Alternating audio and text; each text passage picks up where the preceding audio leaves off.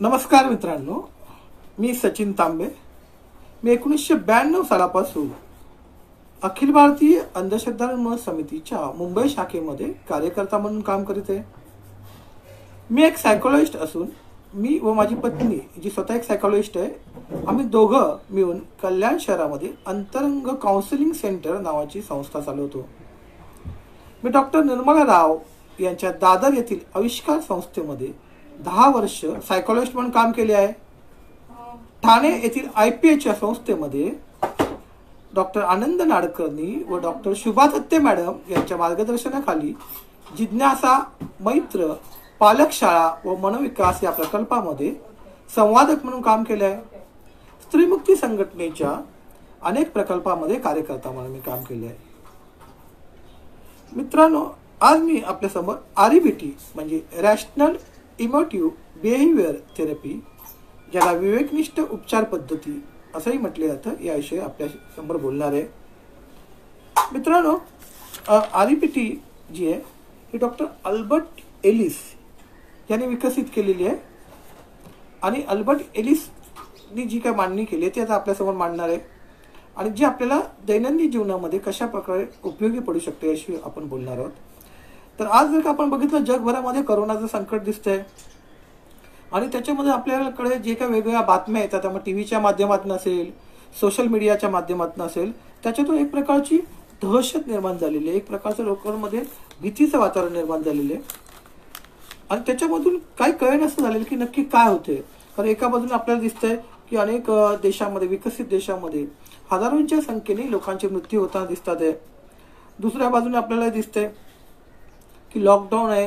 आपल्याला पहिल्यांदा सांगितलं काही 21 दिवसासाठी असेल, मग परत तो वाढत चाललेला आहे. हे लॉकडाऊन बंद होणार की नाही याच्याबद्दल काही कळत नाही. अशा अनेक वेगवेगळ्या बातम्या येतात, वेगवेगळ्या प्रकारचे लोकांनी मतं मांडले जातात आणि एक प्रकारचा गोंधळ निर्माण झालेला दिसतोय आणि ह्या सगळ्यामुळे सर्वसामान्य लोक खूप कन्फ्यूज झालेले दिसतात. आता बघा ना, सुरुवातीला आपल्याला जेव्हा करोना आजार व्हायरस आला तेव्हा असं म्हटलं जात होतं की हा करोना व्हायरस हा चीनमधनं आला. मग चीनमधली लोक जी कोणी सांगितलं साप खातात, कोणी सांगितलं उंदीर खातात, कोणी सांगितलं वटवाघूळ खातात, त्याच्यामुळे तो व्हायरस आला अशा प्रकारे सांगितलं गेलं. मग त्याच्यामुळे बऱ्याच लोकांच्या मनात त्या चीनी लोकांविषयी प्रचंड प्रमाणात राग निर्माण झाला की यांच्यामुळे आमच्याकडे आला. मग सांगितलं की जे विदेशातून आपल्या देशात आले त्या लोकांनी हा आपल्या देशात आणलेला आहे. मग लोकांचा राग आला की जे विदेशातमधनं आले, फॉरेनमधनं लोक आले, ते कशाला आले, त्यांना जर का आपण तिथेच विमानतळावरती रोखून ठेवलं असतं तर आपल्यामध्ये हा व्हायरस पसरला नसता. मग जे कोणी फॉरेनमधनं आले आहेत, जे आपलीच भारतीय पण जे फॉरेनमध्ये होते ते आले, त्यांच्याविषयी मनात राग निर्माण झाला. तर अशा प्रकारचे सतत ज्या काही बातम्या येतात त्याच्यातून आपली मतं बनत असतात आणि मग लोकांना कळत नाही की नक्की होतं काय करायचं. दुसऱ्या बाजूने आपल्यालाही बातम्या येतात की लोक अशा भीती पुटपोटी, समजा मला कोरोना झाला तर, म्हणून आपल्याला जे सुचेल ते माध्यम त्या मार्गाने इथून पळण्याचा प्रयत्न करतात. पण आता आपल्याला दिसतं की मुंबईसारख्या शहरामध्ये करोनाचे पेशंट वाढताना दिसतात. मग काही लोक जे मुंबईत राहणारे नाहीत, मुंबईच्या बाहेरचे आहेत, ते लोक हा विचार करतात की जर का मी मुंबईपासून लांब पळालो तर मग मी वाचू शकतो. म्हणून मग काही लोक जी माध्यमे, जे साधन मिळेल त्या साधनाचा वापर करून मुंबईतून पळण्याचा प्रयत्न करतात आणि मग आपल्याला कुठेतरी बातमी ऐकायला मिळते की कोणीतरी दुधाच्या टँकरमध्ये बसून पळण्याचा प्रयत्न केला, कुणीतरी कंटेनरमध्ये बसून पळण्याचा प्रयत्न केला. अशा प्रकारच्या बातम्या ऐकायला येत असतात कारण लोकांमध्ये एक प्रकारचं गोंधळाचं वातावरण निर्माण झालेलं आहे. त्याच्याबरोबरच कुठेतरी बातमी येते की आता जे काही किराणा माल मिळणार आहे, गहू तांदूळ आहे, ते मिळणं बंद होईल कारण आता सगळं माल वाहतूक बंद केलेलं आहे. त्याच्यामुळे लोकांना भीती वाटते आणि मग जी काही दुकानं उघडी असतील तिथून जास्तीत जास्त माल खरेदी केला जातो. त्याच्यामुळे अन्नधान्याची टंचाई निर्माण होताना दिसते. भाज्या मार्केटमध्ये मिळणं असे झालेले आहे. त्याच्यामुळे ज्यावेळेस जी भाजी उपलब्ध असेल लोक ती खरेदी करून ठेवतात. त्याच्यामुळे एका बाजूने टंचाई निर्माण होताना दिसते. ह्या सगळ्या गोष्टीमधून माणूस खूप म्हणजे माणसाला कळेन असं होतं की करायचं काय. काही लोकांमध्ये तुम्हाला दिसेल की त्याच्यातून कुठेतरी चिडचिड निर्माण झाली आहे, राग निर्माण झालेला आहे. तो इतर देशातील व्यक्तींविषयी असेल, मग तो चायनामधील लोकांविषयी असेल कारण त्यांच्याकडनं आला असं म्हटलं जातं. काही लोक म्हणतात की तो चायनाने निर्माण केला आहे, मॅनमेड आहे व्हायरस, म्हणून त्यांच्याविषयी होतं. कोण सरकारविषयी राग व्यक्त करतोय की जर का विदेशातून येणाऱ्या माणसांना तेव्हाच रोखलं असतं तर आपल्याला ही बाधा झाली नसते, व्हायरस आपल्या देशात आला नसता, म्हणून त्यांच्याविषयी राग निर्माण होते.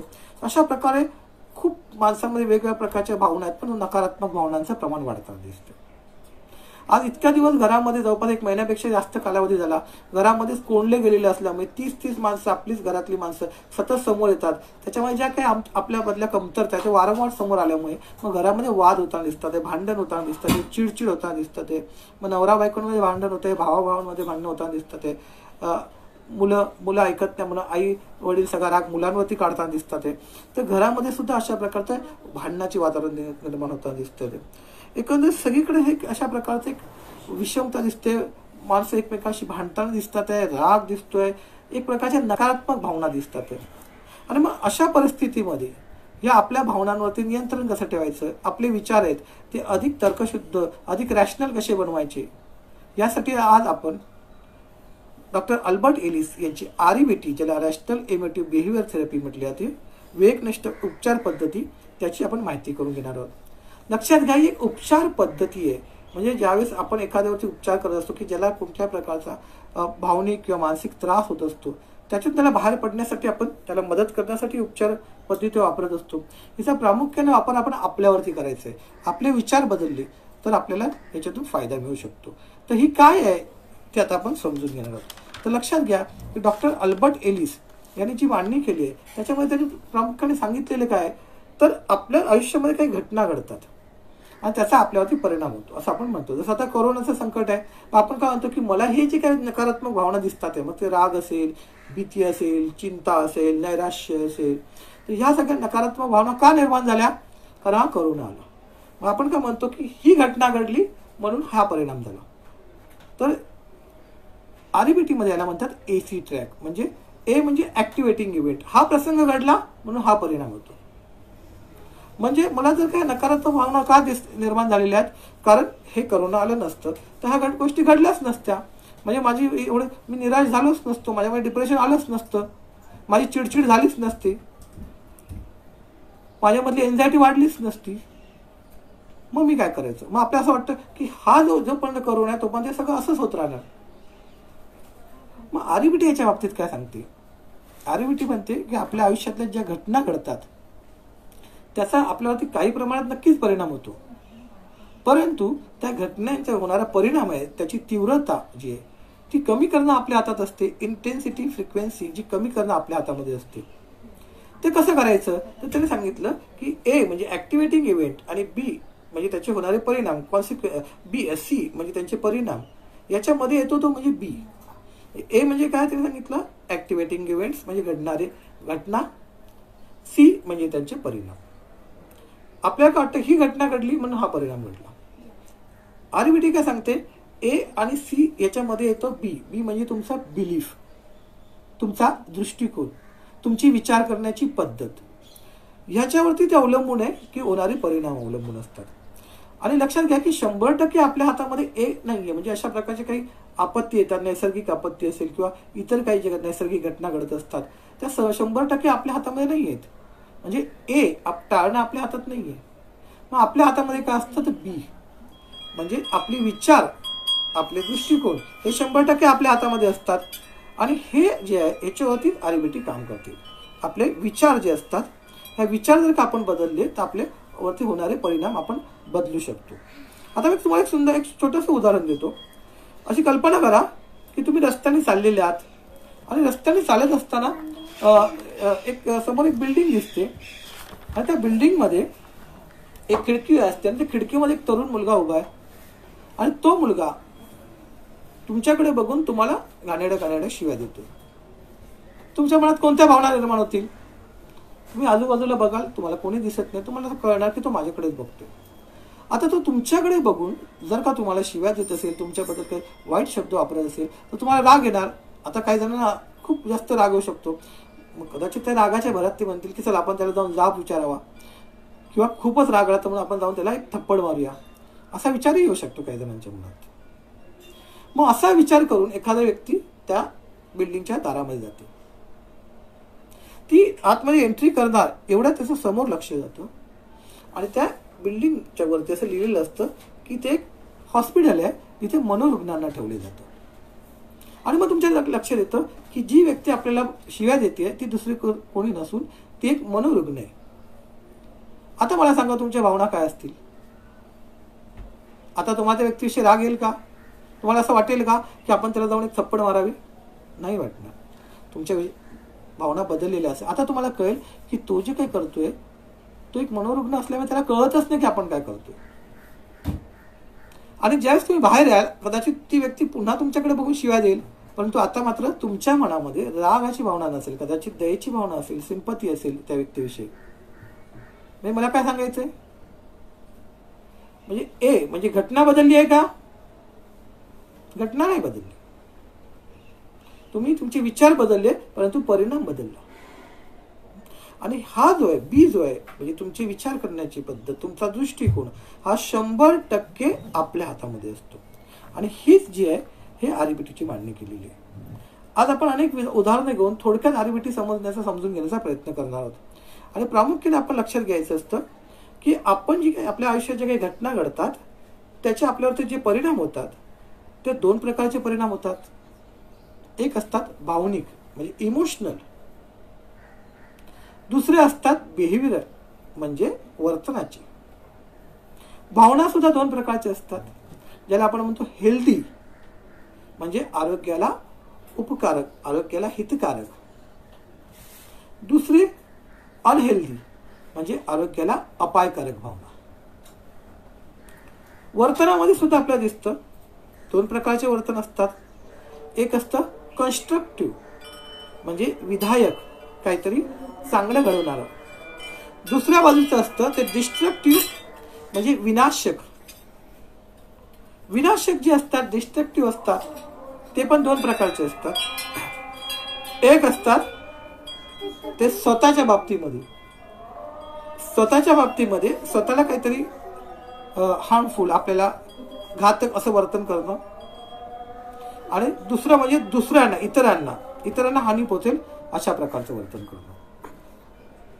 तर आता आपण या सगळ्यांना नीट समजून घेणार आहोत की जर का हे अशा प्रकारचे विनाशक वर्तन आहे त्याच्यावरती आपण कशा प्रकारे कंट्रोल आणू शकतो, कशा प्रकारे नियंत्रण मिळवू शकतो. आणि ज्या अनहेल्दी आरोग्याला अपायकारक अशा ज्या भावना आहेत त्या भावनांवरती आपण कसं नियंत्रण मिळवू शकतो याविषयी आपण आता चर्चा करणार आहोत. आपण ज्या काही त्रासदायक भावना आहे त्याच्याविषयी आपण बोलणार आहोत. तर आपल्याला कोणत्या बऱ्याच त्रासदायक भावना असतात ज्याच्यामुळे आपल्याला त्रास होतो, किंवा अशा कोणत्या इमोशन्स आहेत ज्याला आपण अनहेल्दी इमोशन्स म्हणतो. आपण त्याच्यावरती कसं काम करायचं काही उदाहरणं घेऊन बघणार आहोत. सगळ्यात पहिलं आपण बघणार आहोत ते म्हणजे चिंता, ज्याला एन्झायटी म्हटलं जातं. आज जर का आपण बघितलं तर आपल्याला जवळपास सगळीकडे चिंतेची भावना दिसेल. चिंता म्हणजे नक्की काय असतं? चिंता ही नेहमी भविष्यातली असते. म्हणजे चिंतेमध्ये आपले विचार काय असतात की काय घडेल, भविष्यात काय घडेल, आणि घडेल ते वाईटच घडेल. म्हणजे आपल्या मनातलं त्यावेळेस बी काय असतं, बिलीफ काय असतात, तर वर्स्ट विल हॅपन. म्हणजे वर्स्ट विल हॅपन म्हणजे वाईटच काहीतरी घडेल नाही, आणि ते शक्य आहे की घडणारच. आणि ज्यावेळेस अशा प्रकारचे आपले विचार असतात त्यावेळेस आपल्याला खूप त्रास होत असतो. तर काहीतरी वाईटच घडेल, काहीतरी वाईटच घडेल, हे जे विचार असतात त्याचा आपल्याला त्रास होत असतो. जे चिंतेमध्ये प्रामुख्याने नकारात्मक आणि तीव्र असे विचार असतात की असंच होईल, असंच होईल, दिवस रात्र तेच विचार असतात. आणि मग त्याच्यातून आपल्याला जो त्रास होतो तो आपल्याला आपण कसं कमी करू शकतो याच्याविषयी आपण बोलणार आहोत. आपण चिंतेचा अनुभव अनेक वेळा घेतलेला असेल. तर सगळ्यात पहिली गोष्ट लक्षात घ्यायची असते की चिंता ही नेहमी भविष्याला घेऊन असते. भविष्यात काहीतरी वाईट घडेल आणि 100% ते घडणारच असंच आपले विचार असतात. जसं आता कोरोनाच्या बाबतीमध्ये की कोरोनाची मला बाधा होईल का, मला होईल, मलाच नाही तर माझ्या घरातल्यांना पण त्याची बाधा होईल, अशा प्रकारचे विचार येत असतात आणि ते वारंवार येतात. आणि मग दुसऱ्या बाजूने जर का झालं तर माझा मृत्यू होईल. म्हणजे एका बाजूनी मी करोनाची बाधा होईल, मी करोना पॉझिटिव्ह होईल हे विचार येत असतात, आणि झाला तर माझा मृत्यू होईल, अशा प्रकारचे विचार सातत्याने आल्यानंतर त्याचा परिणाम आपल्या वर्तनावरती होताना दिसतोय. काही लोकांना इतरही येतात की आता सध्या कोरोनामुळे, लॉकडाऊनमुळे कंपन्या बंद आहेत. काही लोकांना घरात बसल्या बसल्या विचार येतात की आता काय होईल, आता मला उद्या कंपनीमध्ये घेतील का कामावरती, किंवा कंपनी जर का बंद पडली किंवा त्यांनी जर का नोकर कपात केली तर माझी नोकरी जाईल, हेही विचार येतात. त्याच्यातून पुन्हा चिंता निर्माण होते की माझं काय होईल. विद्यार्थी आहेत, काही विद्यार्थ्यांचे 1-2 पेपर बाकी होते आणि लॉकडाऊन झालेलं आहे. मग त्यांना वाटतं की आता परीक्षा कधी होईल, परीक्षा होईल की नाही, पुढे आमचं काय होईल, याच्याबद्दलची चिंता असते. त्याच्यामुळे त्या चिंतेमध्ये आहेत. असे अनेक लोक या सातत्याने चिंतेमध्ये दिसतात आपल्याला. आणि चिंतेमध्ये असल्यामुळे काय होईल हे दिवसभर त्यांना सत्वत असतं की जे होईल ते काहीतरी वाईट होईल, अशा प्रकारे त्यांच्या मनामध्ये भावना असतात. तर लक्षात घ्यायचं आहे की चिंतेमध्ये आपण काय करतो की माझ्या आयुष्यात काहीतरी वाईटच घडेल, अशा प्रकारे आपल्या मनामध्ये विचार येत असतात. आणि मग त्याच्यावरती आपल्याला सुचत नाही की उपाय काय. आता आपण समजा कोरोनाचं उदाहरण घेऊ. सगळ्यात पहिलं म्हणजे आपण बघायला गेलं की कोरोना काय तुमच्या डायरेक्ट घरात येणार नसतो. तुम्ही ज्यावेळेस घराच्या बाहेर पडाल तेव्हाच तुम्हाला इन्फेक्शन होण्याचे चान्सेस आहेत, बरोबर आहे. मग आपल्याला सांगितलं की तुम्ही घराच्या बाहेर पडाल तेव्हा मास्कचा वापर करा. हात जे ते स्वच्छ धुवा. बाहेरून आल्यानंतर तोंडाला म्हणजे विशेषतः नाकाला, डोळ्यांना, तोंडाला हातचा स्पर्श करू नका. या सगळ्या गोष्टी सांगितलेल्या आहेत. आणि जर का आपण मास्क वापरला, जर का आपण स्वच्छता व्यवस्थित राखली तर आपण होणारा संसर्ग, इन्फेक्शन टाळू शकतो. म्हणजे जर का ही काळजी घेतली तर आपल्याला होणार नाही, इन्फेक्शन होणार नाही.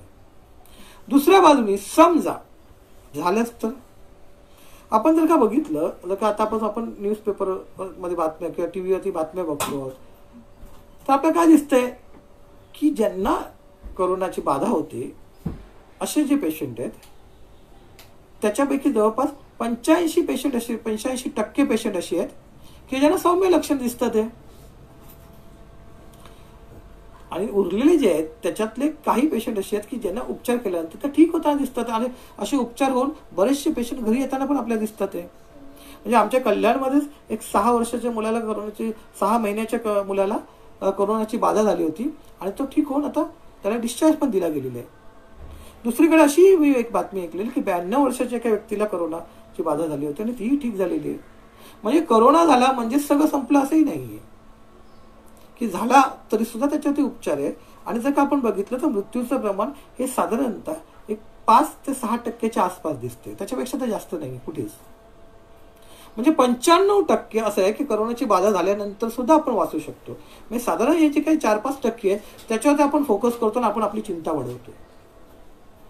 मग आरईबीटी काय सांगते, आरईबीटी सांगते की आपण फोकस कशावरती केला पाहिजे, जे तुमच्या हातामध्ये, जे तुम्ही करू शकता त्याच्यावरती फोकस केला तर आपल्याला आपली चिंता कमी करता येते. 100% आपण नाही घालू शकत, पण नक्कीच आपण कमी करू शकतो. जर का आपण हे विचार केला की मला कोरोना होऊ नये म्हणून मी काय करू शकतो. आता एखादा व्यक्ती काय असेल की या नोकरीची भीती वाटत असेल की माझी नोकरी गेली तर सगळ्यात पहिलं आत्ता गेली आहे का, अजून गेलेली नाही, कदाचित जाईल. पण जेव्हा तुम्ही समजता की 100% जाईलच तर ही चिंता वाढते. दुसऱ्या बाजूला हा विचार करतो समजा गेलं तर मी काय काय करू शकतो, माझ्याकडे काय ऑप्शन आहे, माझ्याकडे नॉलेज किती आहे, माझ्याकडे एक्सपिरियन्स किती आहे, तर त्याचा वापर करून मी काय करू शकतो त्याच्याबद्दल तुम्ही विचार केला तर तुम्हाला येणारी एन्झायटी, तुमची चिंता तुम्ही कमी करू शकता. म्हणजे जर का आपण फोकस कशाला आणला की मी काय करू शकतो, व्हॉट आय कॅन डू, तर आपली चिंता कमी होते. जे विद्यार्थी आहेत त्यांच्या हातात नाही की आता परीक्षा कधी चालू होईल, परंतु तो जो काही मधला कालावधी मिळालेला आहे त्याच्यामध्ये मी जर का माझा अभ्यास करत राहिलो किंवा अजून इतर नॉलेज मिळवलं, माझं नॉलेज अपडेट केलं, तर ज्या वेळेस कधी माझी परीक्षा होईल तेव्हा मी त्याचा सामना अधिक समर्थपणे करू शकतो. आता आपण पुन्हा फोकस काय केला, मी काय करू शकतो. तर आरईबीटी मध्ये प्रामुख्याने आपला फोकस याच्यावरती असला पाहिजे की ज्या घटना माझ्या हातामध्ये, ज्याला म्हणतो आपण फॅक्टर्स विदिन माय कंट्रोल, माझ्या नियंत्रणाखालील घटक, जे मी करू शकतो त्याच्यावरती. जी गोष्ट माझ्या हातातच नाहीये त्याच्यावरती जर का मी सतत विचार करत राहिलो तर मला त्रासच होणार आहे. आता लॉकडाऊन कधी निघेल माझ्या हातात आहे का, किती जरी तुम्ही विचार केला तर नाहीये. त्याच्यानंतर कंपन्या बंद होतील, नाही बंद होतील, किती लोकांच्या नोकऱ्या जातील, कॉलेज कधी चालू होईल, या सगळ्या गोष्टी आज माझ्या हातामध्ये नाही आहेत. मग मी जर का फोकस केला की माझ्या हातातले, माझ्या नियंत्रणाखाली जे घटक आहेत त्याच्यावरती, तर 100% मला माझी जे नकारात्मक भावना आहेत त्यांची तीव्रता कमी करता येईल. कारण ते शून्य नाही करता येणार, पण तीव्रता मात्र मी नक्कीच कमी करू शकतो. दुसरी जी त्रासदायक भावना असते त्याला म्हटलं जातं नैराश्य. डिप्रेशन. डिप्रेशनमध्ये आपल्या मनामध्ये काय विचार असतात, म्हणजे वर्स्ट हॅज ऑलरेडी हॅपन. आता सगळं संपलेलं आहे, आता काही अर्थ राहिलेला नाही. म्हणजे ज्यावेळेस माणूस डिप्रेस होतो ना, तेव्हा त्याच्या मनात काय माहिती विचार असतात की सगळं संपलं यार, जगण्याला काय अर्थच नाही, सगळं वाईट घडलं, जे काय वाईट घडणार होतं ते घडून गेलेले, बस फिनिश, आय एम फिनिश. हे आपले विचार असतात. त्यावेळेस आपला सेल्फ टॉक हा असतो की माझ्या आयुष्यात जे वाईटात वाईट घडणार ते घडून गेलेले, आता काही संपलंय सगळं, आयुष्याला अर्थ नाहीये. आणि हे जे विचार असतात त्याचा आपल्या शरीरावरती आणि मनावरती परिणाम होतो. आपल्यापैकी अनेकांना माहिती आहे की डिप्रेशनमध्ये माणूस अगदी सुसाईड करणं म्हणजे आत्महत्या करण्याच्या टोकापर्यंत पण जाऊ शकतो. त्याचे असे विचार असतात की माझ्या जगण्याला काही अर्थच राहिला नाही. या संदर्भातली मला एक काउन्सिलिंगची माझी केस तुमच्यावर शेअर करेन. माझ्याकडे आणि हा जो मुलगा होता हा सुद्धा अतिशय कर्तृत्ववान निघाला, अतिशय चांगले मार्क मिळवले आणि तो MBBSच्या शेवटच्या वर्षाला होता. त्यावेळेस एक घटना अशी घडली की हा मुलगा ज्यावेळेस मित्रांसोबत पिकनिकला गेला होता तेव्हा त्याचा अपघात झाला आणि त्या अपघातामध्ये त्या मुलाचा मृत्यू झाला. आता लक्षात घ्या की ज्या बाईच्या नवऱ्याचं आधीच निधन झालं होतं, मुलगा एवढा वयात आला, अगदी चांगलं MBBSच्या शेवटच्या वर्षाला आल्यानंतर त्याचे अपघाती मृत्यू झाला, काय तिच्या मनात विचार आले असणार? तिच्या मनात हाच विचार आला की माझं आयुष्य संपलं, कोणासाठी जगू, जगण्याला काय अर्थच नाहीये. आणि ती बाई डिप्रेशनमध्ये गेली होती.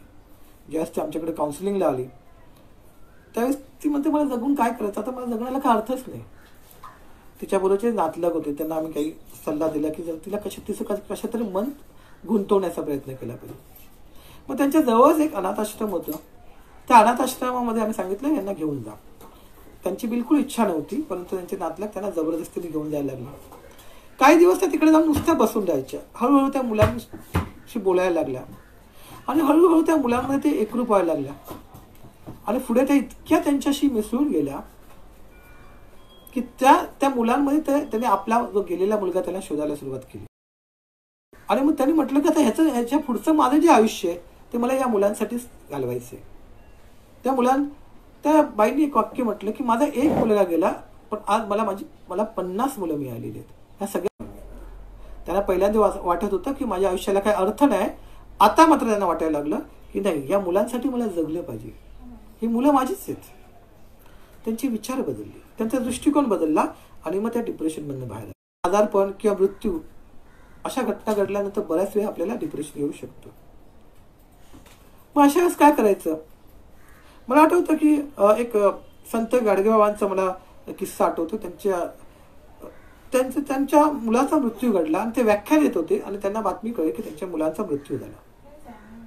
बापाचं हृदय काही काळ त्यांनाही वेदना झाल्याच असतील, परंतु त्यांनी त्याच्यावरती मात कशी केली? गाडगेबाबा बोलले, राम गेले बुद्ध गेले कृष्णही गेले, राम गेले बुद्ध गेले कृष्णही गेले, गेले असे कोट्यान कोटी काय रडू मी एकासाठी. म्हणजे असे कोट्यान कोटी लोक आले गेले, तसाच माझा मुलगाही गेला, त्याचं दुःख करत मी काय बसू. गेला तर गेला आणि त्यांनी त्याचा स्वीकार केला. लक्षात घ्या की डिप्रेशनमध्ये जी गोष्ट घडून गेलेली असते, आपण ती गोष्ट का घडली, कशासाठी घडली, म्हणजे पास्टमध्ये झालेली घटना असते, भूतकाळातली घटना, तिला धरून ठेवतो. आपल्याला त्याचा स्वीकार करावा लागतो. जरी कितीही ती अप्रिय असली, कितीही त्रासदायक असेल, तर जेव्हा तुम्ही त्याचा स्वीकार करता, म्हणजे ऍक्सेप्टन्स वाढता, स्वीकार वाढतो, त्यावेळेस त्या डिप्रेशनमधनं आपण बाहेर येतो. आपण जर कसा डिमांड करत राहिलो की माझं आयुष्य असं घडताच कामा नाही होतं, माझ्याच आयुष्यात का घडलं, तर आपण आयुष्यभर दुःखी राहतो. विचार बदला, त्याचे होणारे परिणाम बदलतात. म्हणजे तुम्ही बी बदलला, त्याच्यावर त्याचे होणारे परिणाम पण आपल्याला बदलता येतात. या संदर्भात अजून मला एक गोष्ट आठवते, कदाचित तुमच्यापैकी काही लोकांनी नाव ऐकलेलं असेल, विक्टर फ्रँकल. त्यांनी लोगोथेरपी नावाची सायकोथेरपी डेव्हलप केली. हे विक्टर फ्रँकलच्या आयुष्यात घडलेली घटना. म्हणजे हे ज्यू होते जन्मानी आणि हिटलरच्या काळातले. त्यामुळे तुम्हाला सगळ्यांना माहिती आहे की हिटलरनी ज्यू लोकांचा कत्तल केली होती आणि त्यातल्या काही लोकांना त्यांनी कॉन्सन्ट्रेशन कॅम्पमध्ये छळछावणीत टाकलं होतं, तसंच त्यांनी विक्टर फ्रँकल यांनाही टाकलं. अक्षरशः त्यांचं घरदार नष्ट केलं गेलं होतं. त्यांच्या बायका मुलांचा पत्ता नव्हता, काय झालं, जीवन त्यात काय मेले, कशाची त्यांना खबर नव्हती. त्यांना असं त्यांचे संपूर्ण जे काय त्यांचं लोगोथेरपीचे त्यांची जी काही पुस्तकं होते, त्यांची जी काही लॅब होती, सगळी नष्ट केली गेली होती. आणि अतिशय कष्टाच्या अवस्थेमध्ये त्यांना त्या छळछावणीत टाकलं होतं. परंतु त्याही अवस्थेमध्ये जे विक्टर फ्रँकल होते ते आपल्या लोगोथेरपीवरती काम करत होते. त्याचे जे काही विचार होते ते एका जे काही कागदाचे चटकोर मिळायचे त्याच्यावरती तुकड्यांवरती ते लिहून आपल्या अंगरख्यामध्ये असे लपवून ठेवायचे. आणि त्यांच्या जगण्याचा एकच उद्देश होता की लोगोथेरपी डेव्हलप करायची. ज्यावेळेस मी इथून बाहेर निघेन तेव्हा माझी लोगोथेरपी डेव्हलप झालेली असेल, मी लोकांसमोर मांडेन. एके दिवशी काय झालं, तो जो जेलर होता त्याने पाहिलं की हा माणूस काहीतरी लिहितोय आणि अंगरख्यामध्ये लपवून ठेवतोय. त्याने त्याला पकडलं, त्याचा अंगरखा काढला, ते कागदाचे जे काही तुकडे होते त्याच्यावर जे काय लिहिलं ते काय त्याला समजलं नाही जेलरला. पण त्याला वाटलं काहीतरी असेल, ते असणार डेंजर असू शकतो. त्याने काय केलं की तो सगळा अंगरखा आणि त्याच्यासोबत जे काही ते लोगोथेरपीचे त्यांनी काही लिहिलेले होते ते सगळेचे सगळे ते जाळून टाकले. आणि विक्टर फ्रँकल त्याच्या जगण्याचा एकमेव तेच आधार होता की मला ते लोगोथेरपी डेव्हलप करायची, ती पुस्तकं रूपी बाहेर आणायचे, तेच नष्ट झालं होतं. आणि त्यांच्या मनात विचार आला का तुम्ही जगून करू काय. ज्या माणसाचा जगण्याचा उद्देश संपतो त्या माणसाच्या मनात नैराश्याचे, डिप्रेशनचे भाव होते. त्यांना वाटलं जगण्यापेक्षा मेलेलंच बरं. मग मरायचंच असेल ना तर आपण काय करावं. तर ती एक भिंत असते ना जेलची, त्याच्यावरती हाय व्होल्टेजच्या तारा ठेवलेल्या होत्या, तारा लावलेल्या होत्या. मी कोणी तिथून पळण्याचा प्रयत्न केला तर शॉक लागून मृत्यू होईल. विक्टर फ्रँकल बोलले मरायचंच असेल ना तर आपण सरळ जाऊ, ते वायरला ते हात लावू, म्हणजे शॉक लागलेला आपला मृत्यू होईल. म्हणून ते त्या दिशेने जायला निघाले आणि पहिला पाऊल उचललं. आणि एवढ्याच त्यांच्या मनात विचार आला की जरी ते कागद सगळे नष्ट झाले असले तरी सुद्धा ते विचार संपलेले नाही, म्हणजे ती लोगोथेरपी संपलेली नाही, ती अजूनही एका ठिकाणी आहे. कुठे बरं होती ती म्हणजे आपल्या डोक्यात, त्यांच्या मेंदूत आहे. मग त्यांच्या डोक्यात अरे मीच तर ती डेव्हलप केली, मी पुन्हा बसलो तर पुन्हा ते लिहू शकतो. नाही, आता तर मला जगलंच पाहिजे, कारण मला ते पुन्हा लिहून काढायचं आहे. आणि त्या प्रेरणेतनं ते त्याही कठीण परिस्थितीमध्ये जगले. आणि पुढे ज्यावेळेस जर्मनीचा पराभव झाल्यानंतर या छळछावणीतल्या सगळ्या लोकांना मुक्त केलं गेलं, तेव्हा विक्टर फ्रँकलही बाहेर आले. आणि मग त्यांनी ती लोगोथेरपी लोकांसमोर ठेवलं. आधी त्यांचे जे लोगोथेरपी जे सायकोलॉजिस्ट आहेत त्याचा अभ्यास करत असतात आणि त्यांनी हे मांडलेलं की ज्यावेळेस माणसाला जगण्यासाठी काही त्याचं ध्येय असतं, अर्थ असतो जगण्याला, तोपर्यंत माणूस जगत असतो. मग आयुष्यात कितीही कठीण प्रसंग येतो. ही त्यांनी जी मांडणी केली आहे ती त्यांनी त्याच्यातून केलेली की ते स्वतः तसे आयुष्य जगले होते.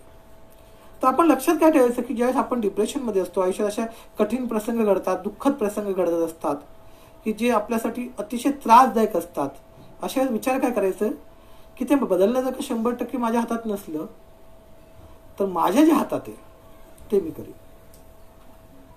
मग त्याची तीव्रता कमी करण्यासाठी मी काय करू शकतो त्याच्यावरती फोकस करा. आणि मग आपल्याला लक्षात येतं की अनेक लोक या डिप्रेशनमधनं सुद्धा बाहेर निघतात. फक्त ते काय करतात, आपले विचार बदलताना दिसतात. आणि जर का अशा प्रकारे काउन्सिलिंगमध्ये ज्यावेळेस आमच्याकडे पेशंट येतात तेव्हा आमचा फोकस प्रामुख्याने असतो की त्याचे बिलीफ बदलणं, त्याचे विचार करण्याची पद्धत बदलणं. आणि मग असं दिसतं की त्याचे खूप छान रिझल्ट येतात. आज जगभरामधले सायकोलॉजिस्ट REBTचा वापर प्रामुख्याने करताना दिसतात आणि त्याचे खूप सुंदर रिझल्ट येताना दिसतात. आता तिसरी जी त्रासदायक किंवा अहितकारक, आरोग्याला अहितकारक जी आहे भावना ती म्हणजे अँगर, राग. रागाच्या बाबतीमध्ये काय असतं की worst has happened because of him or her. माझ्या आयुष्यात जे काय वाईट घडलं ते का घडलं, ह्याच्यामुळे, हिच्यामुळे का त्यांच्यामुळे. ही मस्ट बी पनिश्ड और they must be punished the way I want. म्हणजे त्यांना शिक्षा झाली पाहिजे, म्हणजे आणि ती शिक्षा पण कशी तर मला पाहिजे तशी. म्हणजे आपल्या रागामध्ये ना खूप एनर्जी असते. रागामध्ये आपल्याला वाटतं की माझ्या आयुष्यात जे काय वाईट घडलं ह्याच्यामुळे झालं, हिच्यामुळे झालं, ह्यांच्यामुळे झालं, त्यांना शिक्षा व्हायला पाहिजे. He must be punished. म्हणजे रागामध्ये ना काहीतरी अशी एनर्जी असते की काहीतरी करण्याची, ॲग्रेशन असतं. आणि म्हणूनच तुम्ही बघितलं असेल रागाच्या भावनेमध्ये ना आपण काहीतरी असे कृती करून बसतो की ज्याच्यामुळे ना नुकसान होतं. मला आठवतं की कर्जत ट्रेनमध्ये एकदा बसण्याची जागा असते सीट, त्याच्यावर दोन माणसांमध्ये भांडण झालं आणि त्याच्यावर त्यांच्यात मारामारी झाली आणि मारामारी या टोकाला पोचली की एकाने दुसऱ्या माणसाचा खून केला. आता मला सांगा की ती सीट का ते घरी घेऊन जाणार होते का? नव्हते. परंतु ती भांडण आणि मग तो त्याने मला मारलं, त्याने मला शिवी दिली, मी त्याला शिवी दिली, हे एकाला दुसरं करत करत तो इतका टोकाला पोचला आणि त्याच्यातून एकाने दुसऱ्याचा खून केला, एकाचा जीव गेला आणि दुसरा पुढचं पूर्ण आयुष्य आता तो जेलमध्ये. बऱ्याच वेळा तुमच्या दिसेल की अनेकदा आपण जे राग आहे, रागामध्ये अशी काही कृती करून जातो की ज्याच्यामुळे आपलं पुढचं सगळंच्या सगळं आयुष्य जे आहे तेच पूर्णपणे आपण म्हणू काळाकुट्ट बनून जातं. आपल्याला पुढे काही दिशा दिसत नाही. मग या रागावरचं पण आपण कंट्रोल मिळू शकतो. खरं म्हणजे राग ही आपल्याला एनर्जी देणारी शक्ती देणारी आहे. बऱ्याच वेळेला आपण रागाला समजून घ्यायचं असतं. विशेषतः रागाच्या बाबतीमध्ये बरेच लोक आमच्याकडे येतात. म्हणजे माझ्याकडे काउन्सिलिंगसाठी जे यायचे लोक येतात त्याच्यातले बऱ्याच लोकांचा हा एक मुद्दा असतो की सर रागावरती कंट्रोल कसं मिळवायचं. तर ना आपण रागामागच्या भावना पण समजून घेतल्या पाहिजे. बऱ्याच वेळा आपल्याला समजत नाही की आपला राग येतो काय. तर सायकोलॉजीमध्ये एक थेरी मांडलेली आहे की फ्रस्ट्रेशन ॲग्रेशन थेरी. म्हणजे तुमचे काहीतरी गोल्स असतात, तुम्हाला काहीतरी हवं असतं, ते मिळवण्यासाठी तुम्ही प्रयत्न करता आणि ज्यावेळेस त्या प्रयत्नांच्या मध्ये काहीतरी अडथळे येतात, काहीतरी ब्लॉक्स येतात, त्यावेळेस तुम्ही प्रयत्न करून करून थकलेले असतात. त्याच्यातून तुमच्यामध्ये फ्रस्ट्रेशन म्हणजे वैफल्य निर्माण होतं आणि त्याचं रूपांतर रागात होतं. म्हणजे खरं म्हणजे काही वेळेस आपल्याला जे हवं असतं ते मिळत नाही म्हणून सुद्धा चिडचिड राग निर्माण होतो. मग आपण बघितलं असेल एखाद्या मुलाला एखादी मुलगी आवडत असते परंतु तिला तो आवडत नसतो आणि मग त्याच्यातून ती त्याला नकार देते. त्या मुलाला प्रचंड राग येतो की मला हवी होती तिने मला नाही म्हटलं म्हणजे काय.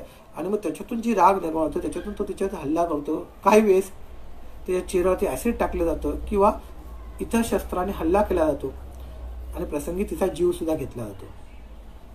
हे कशातून घडत असतं? तर ही जे वैफल्य येतं, मला हवं आणि ते मला मिळालंच पाहिजे, ते मिळत नाही म्हणजे काय, त्याच्यातून हा अँगर होत असतो.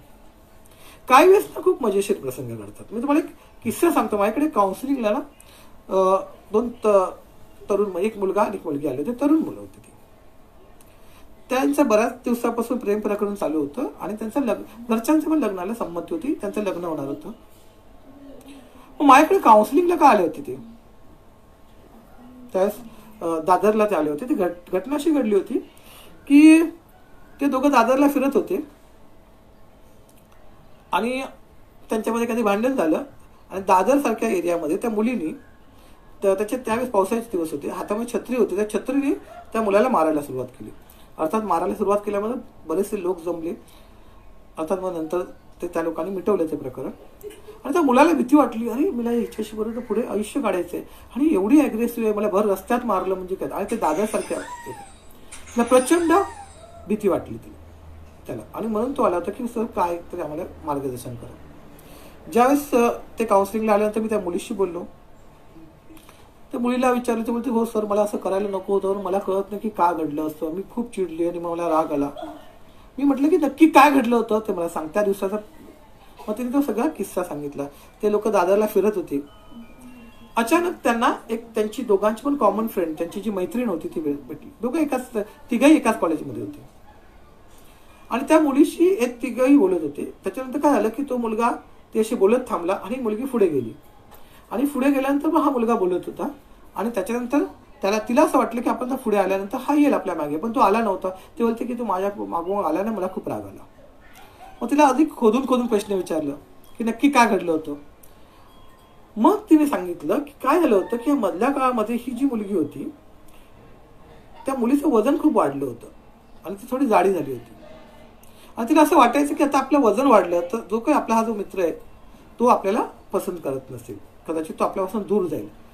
आणि ती भीती जी होती ना त्या भीतीतून तिच्यामध्ये खूप चिडचिड निर्माण झाली होती. आणि मग तो आपल्यापासून जाऊ नये कारण तो म्हणजे तिच्यासाठी सर्वस्व होता म्हणून ते जबरदस्तीने त्याला आपल्या कंट्रोलमध्ये ठेवण्याचा प्रयत्न करत होते. त्याच्यामुळे तिचं जे वागणं होतं ते जास्त ॲग्रेसिव्ह होत होतं. त्या दिवशी पण त्यांची जी कॉमन फ्रेंड भेटली त्यांना, तेव्हा तिला वाटलं अरे ही मुलगी पहिल्यासारखी कॉलेजमध्ये जशी बारीक होती तशीच आता पण आहे, आताही तशीच सुंदर दिसते. मग तिला असं वाटलं की चला आता हा आपल्यावरती प्रेम करतो, हा आपल्या मागोमाग गेला जर का आपण पुढे गेलो तर, म्हणून ती पुढे गेली, परंतु हा तिच्याशी बोलतच राहिला. मग तिला असं वाटलं, बघितलं मी जाडी झाली ना म्हणून त्याला आवडत नाही, ती मुलगी बारीक आहे ना म्हणून त्याला ती आवडते. आणि तिच्या मनात असे विचार यायला लागले की म्हणून तो त्याशी बोलत राहिला. आणि तो सगळा जो राग होता तो तिने व्यक्त केला. खरं मी तिला राग ह्याच्या एक प्रकारची असुरक्षितपणाची भावना होती, ती बाहेर आली होती. हे सगळं तिने जेव्हा माझ्याशी सांगितलं, मी जेव्हा त्या मुलाला सांगितलं तर असं असं झालं, तिला असं वाटतं की ती जाडी झाल्यामुळे तू तिला सोडून जाशील अशी भीती आहे तिच्या मनामध्ये. तर तो बोला की सर असं नाही, ती जाडी आहे की बारीक आहे असं नाही, तिचा मला स्वभाव आवडतो, आम्ही खूप वर्षापासून एकत्र आहोत आणि मी तिच्याशीच लग्न करणार आहे. हे जेव्हा मी तिला बोलवलं, मग तिच्या समोर त्याने सांगितलं, त्याच्यानंतर ती रडायला लागली. आणि मग त्यांच्यामध्ये जो काही गैरसमज होता, तिच्या मनात जो काही गैरसमज होता तो दूर झाला.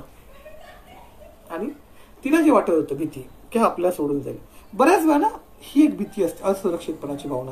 आणि मग एक जोडीदार दुसऱ्याला जबरदस्तीने कंट्रोल करण्याचा प्रयत्न करतो, त्याच्यातून सुद्धा हे अग्रेशन होता दिसतं. समोरच्याला जबरदस्तीने मी सांगेन तसं तू वाग, त्याला कुठेतरी भीती पण वाटत असते की हा माझ्या हातातून निघून जाईल म्हणून. खरं बघायला तर बऱ्याच वेळा ना आपण राग कधी काय होतं की आपल्या जवळच्या नात्यामध्ये राग ही भावना पण नसते, वेगळी भावना असते, पण रागाच्या स्वरूपात व्यक्त होते. मी तुम्हाला उदाहरण देतो. समजा एखादी आई आहे, तिची मुलगी सांगते की मी संध्याकाळी 7 वाजता घरी येईल. 7 वाजता ती मुलगी घरी येत नाही, 7:30, 8 होतात, 9 होतात, 9:30 होतात, 10 वाजता मुलगी घरी येते. तोपर्यंत ती आई तिच्या सगळ्या मैत्रिणींना फोन करते, परंतु कोणाकडेही तिचा पत्ता नसतो, ह्या मुलीचा फोन लागत नसतो. आणि तिला प्रचंड चिंता होती, काळजी होती की माझ्या मुलीच्या बाबतीत काही वाईट घडलेलं नसेल. म्हणजे त्या 2 तासामध्ये तिच्या मनामध्ये विचार कसले असतात, चिंतेचे. वाईट तर घडलं नसेल, काळजी असते. परंतु ज्यावेळेस ती मुलगी घरात येते त्यावेळेस होतं काय, ती आली का धाड धाड सुरू होतं, भांडण सुरू होतं, कुठे होतीस, काय केलं, आणि दिसतं काय, रागाची भावना. कळलं? पण मूळ भावना कोणती होती, चिंतेची, काळजीची. तर बऱ्याच वेळा ना आपण आपल्या जवळच्या व्यक्तींकडे आपल्या एक्झॅक्ट जी भावना आहे, खरी जी भावना ती व्यक्त करू शकत नाही, त्याच्यामध्ये आपलं व्यवस्थित कम्युनिकेशन होत नसतं आणि त्याच्यातून गैरसमज निर्माण होतात. आणि बऱ्याच वेळा मग आपण म्हणतो की ती व्यक्ती माझ्याशी सारखं भांडत बसते, माझ्याशी रागाने बोलते वगैरे. तर लक्षात घ्यायला पाहिजे, बऱ्याच वेळा ना आपण आपल्या भावना, आपले विचार व्यवस्थित पोचू शकत नसतात. अनेकदा नातेसंबंधामध्ये आम्ही काउन्सिलिंग करताना बघतो की तुमच्या भावना वेगळ्या असतात, तुमचे विचार वेगळे असतात, परंतु ते व्यक्त वेगळ्या पद्धतीने होतात. आपल्या जवळच्याच, खरं म्हणजे जवळच्या माणसावरती आपण रागवत असतो तेव्हा आपल्याला हे समजून घ्यायला पाहिजे, काही वेळेस आपला राग वेगळ्या ठिकाणी असतो आणि व्यक्त वेगळ्या होतो. बाहेरचा राग घरात आल्यानंतर काढला जातो. काही वेळेस आपली प्रकृती ठीक नसते म्हणून चिडचिड होते. तर रागाला थोडं ह्या बाजूने पण आपण समजून घेतलं पाहिजे. शेवटी आपल्या जवळच्या माणसावरती आपण रागवत पण असतो. लक्षात घ्या, आपण रस्त्यावरच्या माणसावरती राग नाही काढत. तर राग ह्या बाजूने पण समजून घेतला पाहिजे. आणि दुसऱ्या बाजूने आपला राग, आपण जर का दुसऱ्यावरती रागवत असेल तर अनेकदाही समजून घेतलं पाहिजे की काही वेळेस समोरच्याचा असा उद्देश नसतो. मी समजा उदाहरण देतो, तुम्ही ट्रेनमधून प्रवास करतात, अचानक कोणीतरी एखादी व्यक्तीचा तुमच्या पायावरती पाय पडतो, अतिशय वेदना होताना आपल्याला खूप राग येतो आणि त्याने माझ्या पायावरती पाय दिला. आता जर का आपल्या मनात असे विचार असतील की त्याने माझ्यावरती पायावरती पाय दिला आणि त्याने सॉरी पण म्हटलं नाही, आपल्याला खूप राग येतो की नाही. मग आपल्याला वाटतं की त्यांनी माझ्या बाजूने पाय दिला तर मी त्याला काहीतरी बोललं पाहिजे, मी त्याला काहीतरी शिक्षा केली पाहिजे. मग आपण सुद्धा अशा प्रकारे काहीतरी बोलतो, का दिसत नाही का वगैरे वगैरे, आणि तोही तशीच उत्तर द्यायला येतो आणि मग भांडण सुरू होतं. आता जर का आपण असा विचार केला की असं खरंच शक्य आहे का की एवढी ट्रेन भरलेली असते, गर्दी असते, की ट्रेनमध्ये कोणी आल्या असा विचार करेल का, अरे तो सचिन कुठे, हा चहा इथे आहे का, चला सचिनच्या पायावरती पाय द्या, आणि जाणीवपूर्वक कोणी पाय देईल का, आपल्याला हसायला येतं. असं होणार नाही, कारण गर्दीमध्ये खरं म्हणजे आपला पाय कुठे आहे, आपला हात कुठे आहे, आपल्यालाच कळत नसतं, हो की नाही. म्हणजे चुकून तो पायावरती पाय पडलेला असतो. पण जेव्हा आपण असं म्हणतो की माझ्या पायावरती त्याने जाणीवपूर्वक पाय दिला, तेव्हा आपल्याला राग येतो. आपण असा विचार केला की चुकून पाय पडला असेल आणि त्याला माहितीही नसेल की पायावरती पाय पडला, तर आपल्याला तेवढा राग येत नाही. म्हणजे लक्षात घ्या, दुःख येईल आपल्याला पण राग येत नाही, कारण आपण आपले विचार बदलले. बऱ्याच वेळा ना आपण जर काही विचार बदलले तर आपण अनेक भांडणं टाळू शकतो. अनेकदा आपल्याला असं वाटतं की ती व्यक्ती मला अशी बोलली म्हणून मला राग आला. या संदर्भातली मला एक गोष्ट आठवते. एके दिवशी भगवान गौतम बुद्ध प्रवचन करण्यासाठी एका गावात जात असतात. त्या गावात एक व्यक्ती येते आणि ती व्यक्ती गौतम बुद्धांकडे बघून अतिशय घाणेरड्या शिव्या द्यायला लागते. गौतम बुद्ध शांतपणे पुढे जात राहतात. जिथे प्रवचन असतं तिथे ते जातात आणि तिथे गेल्यानंतर शांतपणे प्रवचन देतात. प्रवचन संपल्यानंतर एक व्यक्ती त्यांच्या जवळ येते. ते म्हणते की आम्ही बघितलं जेव्हा तुम्ही गावात आलात तेव्हा तुम्हाला बघून ती व्यक्ती खूप घाणेरड्या शिव्या देत होती. तुम्हाला राग नाही का आला? गौतम बुद्ध काय उत्तर देतात? अतिशय शांतपणे ते सांगतात, बघा मला एखाद्याने भेट वस्तू दिली, मी जर का त्याचा स्वीकार नाही केला, लक्षात घ्या, मला कोणीतरी भेट वस्तू दिली आणि मी जर का स्वीकार नाही केला त्याचा, तर ती वस्तू कोणाकडे राहील? ज्याने दिली त्याच्याकडेच राहील. जर का मला त्याने शिव्या दिल्या, मी त्याचा स्वीकार नाही केला, मी घेतला नाही, मग ती कोणाकडे राहिली? ती त्याच्या शिवाय त्याच्याकडे राहिल्या, तर मी कशाला चिडू? लक्षात घ्या, फक्त विचार बदल. बऱ्याच वेळा आपण त्याला रिॲक्ट होतो, प्रतिक्रिया द्यायला सुरुवात करतो आणि त्याच्यातून भांडणं वाढत जातात. लक्षात घ्या की असं म्हटलं जातं की एक रेषा असेल, त्या रेषेला लहान करायचं असेल तर त्याच्या बाजूला एक मोठी रेषा काढली तर ती ऑटोमॅटिक लहान होते. मग जर का कोणी आपल्याला अपमान केला असेल तर जर का त्या अपमानाचा आपल्या बदल्यात घ्यायचा असेल तर त्याच्यावरती अटॅक करण्यापेक्षा आपण आपली कुवत एवढी वाढवूया, आपल्या क्षमता एवढ्या वाढवूया की आपणच त्याच्यापेक्षा जास्त श्रेष्ठ होऊ, आपणच मोठं होऊ. म्हणजे आपण पॉझिटिव्ह पद्धतीने त्या एनर्जीचा वापर करू. असं आपल्याला उदाहरणं दिसतात. जर का आपण बघितलं तर गांधीजी ज्या साऊथ आफ्रिकेला ट्रेनमधनं प्रवास करत होते, फर्स्ट क्लासमधनं प्रवास करत होते, त्यांच्याकडे फर्स्ट क्लासचं तिकीटही होतं. परंतु जे काही गोरे माणसं बसले होते त्यांना एवढा राग आला की काळा माणूस आपल्यावर बसलेला आहे, त्यांनी धक्का मारून त्याला ट्रेनमधनं खाली उतरवलं. आता सर्वसामान्य माणूस असते त्याने काय केलं असतं? तर त्यांनी रागाच्या भरात एखादा दगड किंवा एखादी वस्तू उचलली असते त्या माणसाला फेकून मारली असते. सर्वसामान्य माणसं हेच करतात. परंतु गांधीजींनी विचार केला, त्यांनी असं का बरं केलंय? कारण आधी त्यांच्या डोक्यामध्ये कुठेतरी भेदभाव, काळे आणि गोरे हा जो काही भेदभाव आहे, ह्या भेदभावामुळे त्याने असं केलं. म्हणजे आपला लढा कशा विरुद्ध आहे? तर ह्या भेदभावाविरुद्ध. आणि म्हणून मग साऊथ आफ्रिकेमध्ये पहिल्यांदा त्याने सत्याग्रह केला की हा भेदभाव दूर करण्यासाठी. मग तोच सत्याग्रह त्यांनी इथे आणला भारतामध्ये आणि मग तुम्हाला माहिती आहे की पूर्ण भारतामध्ये केवढी क्रांती झाली. दुसरं उदाहरण आपण डॉक्टर बाबासाहेब आंबेडकरांचं घेऊ शकतो. बाबासाहेब आंबेडकर दलित समाजामध्ये जन्माला आल्यामुळे त्यांना प्रचंड अपमान सहन करावे लागले. म्हणजे अगदी ज्यावेळेस ते बॅरिस्टर होऊन ज्यावेळेस इंडियामध्ये आले त्यावेळेस सुद्धा अतिशय उच्च पदावरती त्यांचं ते नोकरी करत असताना सुद्धा त्यांच्या हाताखाली काम करणारा जो चपरासी असतो, जो पिऊन असतो, तो असं लांबून त्यांच्या अंगावरती फाईल फेकत होता. कारण तो समजायचा की मी उच्च जातीचा आहे आणि हे दलित समाजाचे. केवढ्या मोठ्या वेदना होत असतील, किती अपमान असेल. पण त्याच्यावरती त्यांनी उपाय काय काढला? त्यांच्या लक्षात आलं हे का घडतंय? कारण आपल्या या समाजामध्ये जातीभेद आहे. लोकांच्या डोक्यामध्ये ही भेदभाव, जातीभेदाची कल्पना आहे. मग आपला लढा कशा विरुद्ध आहे? आपला लढा ह्या जातीभेदाविरुद्ध आहे. आणि म्हणून त्यांनी पहिल्यांदा स्वतःला इतकं सक्षम बनवलं की या जातीभेदाविरुद्ध लढण्या इतकी ताकद त्यांनी निर्माण केली. त्यासाठी त्यांनी उच्च शिक्षण घेतलं आणि मग चळवळ उभी केली. आणि त्यांनी अनेक या चळवळीच्या माध्यमातून आणि मग पुढे तर आपली भारताची राज्यघटना लिहिली आणि त्या राज्यघटनेच्या माध्यमातून सुद्धा यांनी जातीभेद दूर करण्याचा प्रयत्न केला आहे. आणि आज आपण बघतो तर या भारत देशामध्ये प्रचंड प्रमाणामध्ये क्रांती घडलेली दिसते. तेही फक्त आणि फक्त डॉक्टर बाबासाहेब आंबेडकरांच्या विचारांमुळे.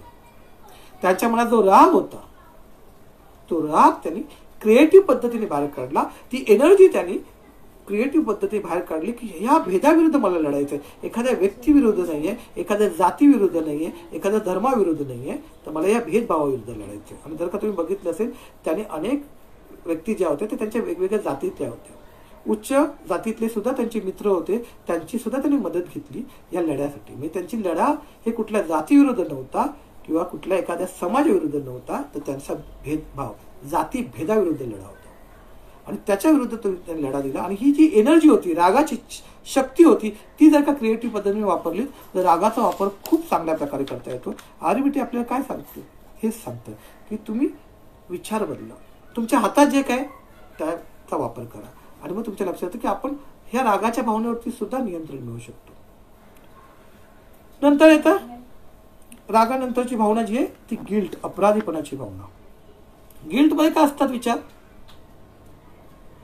The worst has happen because of me. जे काय माझ्या आयुष्यात वाईट घडलं त्याच्यात माझा दोष आहे, माझ्या दोषामुळे हे वाईट घडले, म्हणजे मीच दोषी आहे, आय एम गिल्टी. आणि मग ही जी भावना असते ती आपल्याला आतून पोखरून काढते. या संदर्भात सुद्धा माझ्याकडे काउन्सिलिंगला आली होती केस, ती मी तुमच्यावर डिस्कस करतो. आता बरेच वर्ष झाली आणि आता ती केस तुम्हाला ऐकलं का कळेल की मी का डिस्कस करतोय ती. खरं म्हणजे आम्ही काउन्सिलिंगच्या केस अशा सांगत नसतो, पण ही केस मुद्दाम मी तुमच्यावर डिस्कस करतो. ही केस आहे एका तरुण विवाहित महिलेची. ती माझ्याकडे काउन्सिलिंगला आली होती. तिला एक छोटं मूल होतं आणि दिसायला अतिशय सुंदर अशी स्त्री होती, तरुण मुलगी होती. आणि ती जेव्हा माझ्याकडे आली तेव्हा तिने सगळी तिची कथा मला सांगितली, काय घडलं होतं, आणि अतिशय उदास होती आणि तिच्या मनामध्ये गिल्ट, अपराधीपणाची भावना होती. तिचं घडलं असं होतं की आता जी ज्यावेळेस ती माझ्याकडे आली होती त्यावेळेस ती न्यूझीलंडला राहत होती. तिचा नवरा आणि ती तिकडे राहत होते आणि तिला एक लहान मूल होतं. ती मुलाला घेऊन काउन्सिलिंगला आली होती. म्हणजे ज्यावेळेस ती मला आली तेव्हा ती सगळं सांगितलं की काय घडलं वगैरे होतं. तर ही जी मुलगी होती हिचं लग्न होण्याच्या अगोदर एका मुलाबरोबर प्रेम होतं आणि त्या मुलाच्या घरातल्यांनाही पसंत होती, परंतु हिच्या घरातले जे होते त्यांनी मात्र त्या मुलाला पसंत केले नाही, कारण आपल्याकडे आधी जातीभेद आहे. कदाचित लोक इतर वेळेस ते म्हणत असेल की आम्ही जातीभेद पाळत नाही, परंतु आजही लग्नाच्या वेळेस मात्र जात बघूनच लग्न केले जातं. तर तो जो मुलगा होता तो वेगळ्या जातीचा होता, ही मुलगी वेगळ्या जातीची होती. त्याच्यामुळे त्या मुलीच्या आई वडिलांनी परमिशन दिली नाही आणि ते लग्न होऊ शकलं नाही. आणि मग पुढे स्वजातीय अशा मुलाशी त्या मुलीच्या आई वडिलांनी लग्न लावून दिलं. आणि मग ती मुलगी जी होती तो मुलगा न्यूझीलंडमध्ये राहत असल्यामुळे ती न्यूझीलंडला गेली होती. मधल्या काळात असं झालं की या मुलीचं लग्न झाल्यानंतर तो जो मुलगा होता तिच्यावरती खूप प्रेम करत होता आणि त्या मुलाने आत्महत्या केली. त्याच्या मनात विचार आला की त्या मुलीशिवाय कसं जगू, त्या मुलाने आत्महत्या केली होती. ही मुलगी जेव्हा प्रेग्नंट होती आणि जेव्हा परत भारतात आली तेव्हा तिला कळलं की अशा प्रकारे घडलेलं आहे, पण मधल्या काळात त्यांनी कुठल्या प्रकारचा कॉन्टॅक्ट ठेवला नव्हता. तिला प्रचंड दुःख झालं. तिला वाटलं की हे जे काही घडलं ते माझ्यामुळे घडलं, मी दोषी आहे, माझ्यामुळे त्याचा जीव गेला. आणि तिच्या माझ्याकडे काउन्सिलिंग करत होती. मला आजही आठवतं अतिशय रडत होती तेव्हा. म्हणजे तिच्याकडे जे छोटं मूल होतं, शेवटी माझ्याबरोबर जे इंटर्नशिपसाठी ज्या मुली असतात त्यांना बोलून ती मुलं त्यांच्याकडे बाहेर आणि ती प्रचंड रडत होती आणि ती सांगत होती की सर जर का त्यावेळेस मी प्रेग्नंट नसती तर मी स्वतः आत्महत्या केली असती. अतिशय तिला दुःख होत होतं आणि ती म्हणते की सर मला खूप अपराधीपणाची भावना, गिल्ट फिलिंग आहे. मग ज्यावेळेस आम्ही तिच्याशी बोललो की काय काय करताय, कारण तिच्या दोन प्रकारची गिल्ट होती. एक तर तो मुलगा हिच्यामुळे मेला, माझ्यामुळे मेला असे तिच्या मनात विचार होते, आणि दुसरा तिचा नवरा तिच्यावरती खूप प्रेम करत होता आणि तिला असं वाटत होतं की मी कुठेतरी नवऱ्याला पण फसवते, कारण ह्या गोष्टी तिने नवऱ्याला सांगितलेल्या नव्हत्या. परंतु सतत तिच्या मनात त्या मुलाविषयीच विचार यायचे आणि ही जी द्विधा मनस्थिती आहे, प्रचंड कॉन्फ्लिक्ट होते त्याच्यामुळे तिच्या शरीरावरती पण काही परिणाम झाले होते आणि एकंदरीतच तिचं जे आरोग्य होतं ते बिघडलेलं होतं. आणि मग डॉक्टरांनी सांगितलं की हिला मानसिक त्रास आहे, तुम्ही काउन्सिलिंग घ्या. मग ते माझ्याकडे काउन्सिलिंगला आले होते. थोडं आम्ही काउन्सिलिंग केल्यानंतर मग तिला म्हटलं की आपण एक काम करू, ह्या गोष्टी आता याच्यानंतर परत तुला न्यूझीलंडला जायचं, म्हणजे नवऱ्यावर तुला राहायचं आहे, तर आपल्याला ना कुठेतरी तुझ्या नवऱ्याशी बोलावं लागेल. पहिल्यांदा तिला भीती वाटत होती, पण म्हटलं आपण बोलूया, मी बोलतो प्रत्यक्ष. मग तिच्या नवऱ्याला आम्ही बोलवलं, तिच्या नवऱ्याशी मी बोललो. अर्थात तिचा नवरा उच्च शिक्षित होता, समजूतदार होता, त्याने ह्या सगळ्या गोष्टी नीट समजून घेतल्या आणि मग आम्ही एकत्र बसून पुढे काय करता येईल. तर त्यावेळेस तो बोलला की आपण असं केलं तर आपण जाऊन त्या मुलाच्या आईवडिलांना भेटू. पण प्रचंड भीती पण वाटत होती की काय होईल आम्हाला माहीत नव्हतं, पण तो बोलला जे काय होईल ते ठीक आहे, मी तयार आहे. मग तो त्या मुलीला घेऊन तिकडे गेला. तिचा जो आधीचा प्रियकर होता त्यांच्या घरी गेले, त्यांच्याशी ते बोलले. तर वडील आणि बहीण होती ती समजूतदार होती, त्यांनी एवढं काही नाही आलं. पण आई जी होती त्या मुलाची तिने खूप हिला काही ते वाईट वगैरे बोलली, खूप बोलली. आणि पहिल्या दिवशी काही ते नीट झाले असते तरी सुद्धा ते सातत्याने त्यांच्या कॉन्टॅक्टमध्ये राहिले. मग वडील त्या मुलाचे जे वडील होते त्यांनी समजूतदारपणा दाखवला, बहिणीने दाखवला. आणि पुढे मात्र असं झालं की ती एकदा जेव्हा तिकडे गेली होती, ती आपल्या मुलाला घेऊन गेली होती आणि त्या मुलाला बघितल्यानंतर तिचा जो प्रियकर होता त्याच्या आईला काय वाटलं माहित नाही, मग तिला असं वाटलं अरे जो आपला मुलगा जो होता त्याने आत्महत्या केलं, कदाचित तोच ह्याच्याकडे आला आहे की काय पुनर्जन्म घेऊन, अशा प्रकारे तिला वाटलं. आणि तिने त्या मुलीशी बोलायला सुरुवात केली, त्या मुलाला खूप जवळ केलं आणि त्यांच्यातलं एक नातं परत निर्माण झालं. आता पुनर्जन्म असतं की नाही हा वेगळा मुद्दा आहे, आपण आणि मधले कोणी हे अशा विचारावर विश्वास ठेवत नाही, परंतु त्यावेळेस मात्र तिने अशा प्रकारे विचार केला आणि तिने तिचा स्वीकार केला. पुढे त्या मुलीचा जो नवरा होता, जो न्यूझीलंडला राहत होता, त्यांनी तिचा जो प्रियकर होता त्याच्या बहिणीला आपली बहीण मानली आणि पुढे त्यांच्या लग्नामध्ये पूर्णपणे खर्च ह्या लोकांनी केला. पूर्णपणे एक फॅमिली सारखं ते त्यांच्याशी राहिले आणि अजून सुद्धा त्यांचे रिलेशन चांगले आहेत. आणि आज तिला वाटतं की मी हे सगळं व्यक्त केलं, कदाचित आता तो जो गेला तो तर परत येऊ शकत नाही, परंतु गिल्ट काही प्रमाणात कमी झाली. म्हणजे अपराधीपणाची भावना 100% नाही काढून टाकता आली. अपराधीपणामध्ये काय असतं की मी दोषी आहे. तर आपल्या कृतीमुळे ज्यावेळेस एखाद्याची हानी पोचते, एखाद्याला आपण हानी पोचवतो, तर जर का आपण त्याची माफी मागितली तर काही प्रमाणात ही अपराधीपणाची भावना कमी होते. या संदर्भातले म्हणजे माझ्या हृदयात असं होतं की ज्याच्यामुळे मी हादरून गेलो. असं एक उदाहरण सांगतो. मी त्यावेळेस IPH बरोबर काम करत होतो आणि IPH एक मनविकास नावाचा प्रोजेक्ट आहे. त्यावेळेस मी काम करत होतो आमच्याबरोबर. त्यावेळेस मनविकासमध्ये निलेश मांडलेचा पण होता, माझा अजून एक मित्र आहे डॉक्टर सचिन म्हात्रे म्हणून, तो होता. आणि एका दिवशी काय झालं की त्या प्रोजेक्टमध्ये काही इतर जे संवादक होते त्यांच्यावर काही वाद निर्माण झाले आमचा होता आणि त्यांनी काही अशा काही गोष्टी बोलल्या होत्या की आम्ही खूप दुखवले गेलो होतो त्या संवादकांनी, त्यांचे जे कोण लीडर होते त्यांनी. आणि आम्ही असा निर्णय घेतला होता की आपण मनविकास प्रकल्प सोडून द्यायचा, म्हणजे मी आणि सचिनने ठरवलं होतं, सचिन म्हात्रेने. आणि म्हणून आम्ही असं सांगितलं की आम्ही सोडणार आहे हा प्रकल्प. मग एवढ्यात आम्हाला निरोप आला की डॉक्टर आनंद नाडकर्णीपर्यंत ही बातमी पोहोचली होती. त्यांनी सांगितलं की अमुक अमुक दिवशी मला भेटायला क्लिनिकवरती या. एक वेळ दिली होती, अपॉइंटमेंट दिली आम्हाला. मधल्या काळात आम्ही भेटलो आणि आपण आपली मांडणी कशी करायची, आपल्यावरती कसं अन्याय झाला हे सगळं कसं मांडायचं हे आम्ही ठरवलं. डॉक्टर नाडकर्णींना भेटायला आम्ही तिकडे गेलो. डॉक्टरने ज्यावेळेस आम्हाला भेटायला बोलवलं तेव्हा आमच्या सगळ्या डोक्यात पक्क होतं की आपण कसं मांडायचं, आपल्यावरचं अन्याय कसं झालं हे मांडायचं. हे सगळं घेऊन आम्ही आत्मय केलं. डॉक्टर असे बसले होते.